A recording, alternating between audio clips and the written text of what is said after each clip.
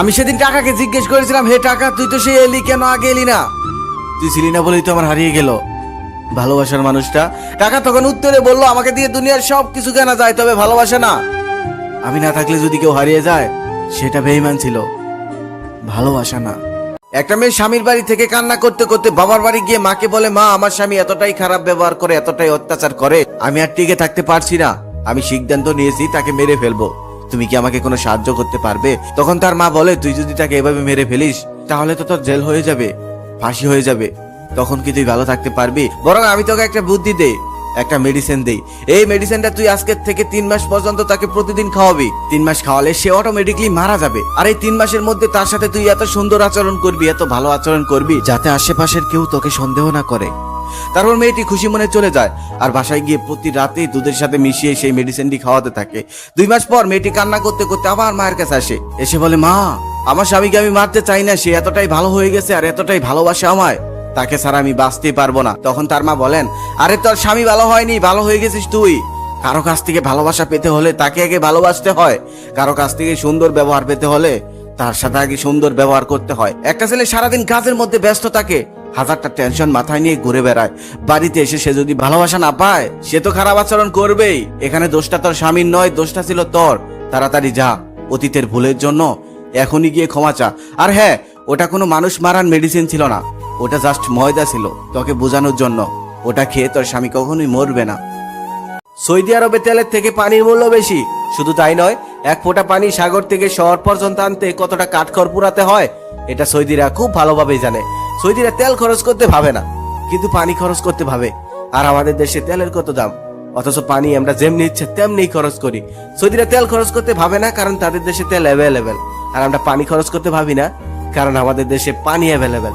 ঠিক তেমনই তুমি যদি কারোর জন্য অ্যাভেলেবেল হও, সে তোমাকে মূল্যহীন ভেবে খরচ করে দিবে। তাই কারোর জন্য অ্যাভেলেবেল হইও না, তুমি যার জন্য অ্যাভেলেবেল হবে সেই তোমাকে সস্তা বানিয়ে দিবে। তাই যেখানে যাও নিজের আত্মসম্মানটা ধরে রেখো। একজন রাগী মানুষকে তুমি শুধু রাগের সময় ছাড় দিয়ে দাও, রাগ শেষ হয়ে গেলে দেখবে তার থেকে তুমি এমন ভালোবাসা পাবে যে ভালোবাসাটা দুনিয়ার কোনো শান্ত মেজাজের মানুষ তোমাকে দিতে পারবে না। একটা কথা সবসময় মনে রেখো, অতিরিক্ত রাগী মানুষের ভালোবাসাটা অতিরিক্ত হয়, তাদের অনুভূতিটা জনে জনে আসে না। বিচ্ছেদ শুধু প্রেম ভালোবাসাতেই হয় না। 18 বছরের ছেলেটা যখন চিরচেনা গ্রাম আর প্রিয় বন্ধুগুলো আর পরিবারের মানুষগুলোকে ছেড়ে অপরিচিত একটা শহরে যায়, সেখানে গিয়ে নতুন একটা পরিবেশে কাজের ব্যস্ততায় সারাটা দিন কাটাতে হয়, বিচ্ছেদ তখনও হয়। এটা একটা মধ্যবিত্ত করে সন্তানরা ভালো বুঝবে। যদি কেউ জীবন থেকে চলে যাওয়ার পরেও হৃদয়ে বসে থাকে, তবে তাকে মুক্ত করে দাও, বাস্তবটাকে মেনে নাও। কেন এমন হলো, এমনটা তো হওয়ার কথা ছিল না, আসলে এইসব প্রশ্নের কোনো উত্তরই হয় না। ধরে নাও সে অন্য কারো, আর তুমি তার কেউ না। রাত 12টার পর তোমার স্বামী যখন তোমার সৌন্দর্যের স্বাদ নেবে, তখন একটা যুবকের ছবি তোমার বুকের বাঁ পাশ থেকে মুছে যাবে। তুমি ভুলে যাবে ওই যুবকটাকে, আর যুবকটা ভুলে যাবে রাতের ঘুমটাকে। তুমি রাত জাগবে তোমার স্বামীকে সুখ দেওয়ার জন্য, আর যুবকটা রাত জাগবে তোমার স্মৃতিগুলি ভোলার জন্য। তুমি তোমার স্বামীর বুকে মাথা লুকিয়ে শান্তিতে ঘুমাবে, আর যুবকটা রাতের পর রাত সিগারেটের পর সিগারেট জ্বালিয়ে তোমাকে ভেবে কান্না করবে। এটাই ছিল ভালোবাসা।